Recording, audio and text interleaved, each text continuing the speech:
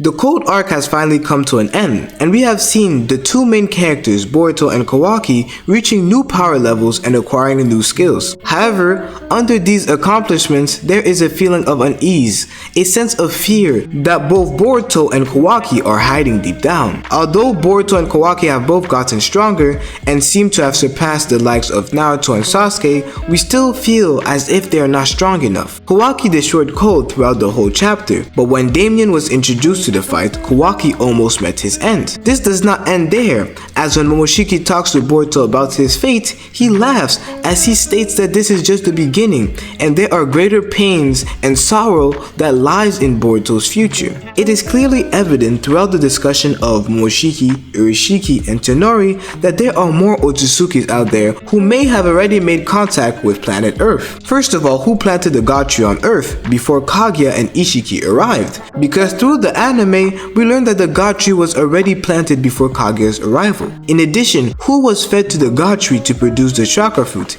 It wasn't Ishiki because Kaguya had already dealt with him. These events lead many of us to wonder or question if Kaguya and Ishiki were really the first Otsutsukis to arrive on Earth. During Kaguya's time on Earth, she was preparing for the Otsutsuki's arrival, which is why she made the white zetsus. This was passed on to Tonori, who was trying to obtain the Tensagon to protect his people from these so-called gods. However, Naruto and Hinata stopped him. This is where he decided to become Earth's guardian and protect Earth while being on the moon. So there are two main pieces of evidence which foreshadow an Otsutsuki invasion. This is first Momoshiki and Kinshiki's arrival. Before coming to Earth, Momoshiki and Kinshiki were going from planet to planet, devouring and collecting chakra fruits. This is when they were informed about Kaguya's betrayal and were dispatched by the Otsutsuki hierarchy to planet Earth. This is what Urashiki tells us, and we learn through him that they have been aware of everything that's been going on, from the fact that Kaguya betrayed them and the fact that Tonori gave Boruto the Jogan. This means that Momoshiki and the rest of them have been dispatched to Earth to fix Kaguya's mistakes and collect the chakra fruits. However, this did not go to plan. Through Naruto and Sasuke's collaboration, they were able to defeat Momoshiki. So if they were aware of the fact that Kaguya has betrayed them and that Momoshiki has failed to take control of the planet, wouldn't they prepare to dispatch a stronger,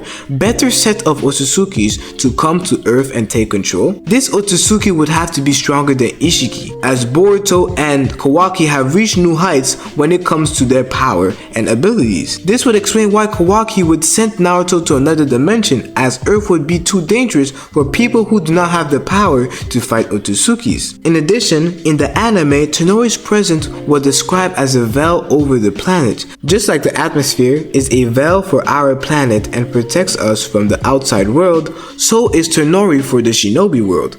However, even when Tonori was still active, that veil was slowly starting to break and shatter. In the anime, we saw time after time Tonori trying to fix the veil and prevent it from breaking. And now, with Tonori freezed, Earth's veil is probably broken by now. And this is going to be interesting how things will play out from here on out, as there are three sides: the invading Otsutsukis, Kawaki, Boruto, and the next generation, and the cyborgs. This will lead to Earth being uninhabitable for most people who cannot fight against Otsutsuki's.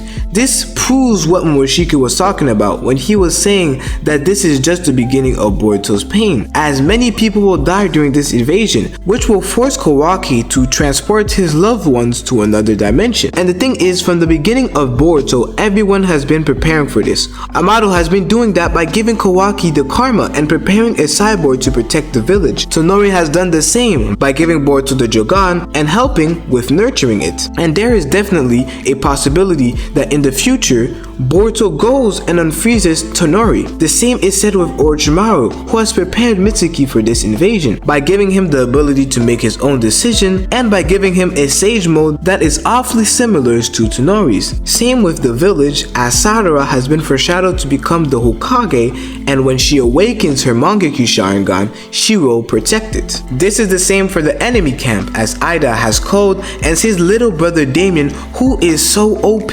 These are the current ways that the three camps are preparing for this Otsutsuki's fight. But who exactly are the Otsutsuki's that they will fight? Watch this video right here where I explain exactly who they will fight.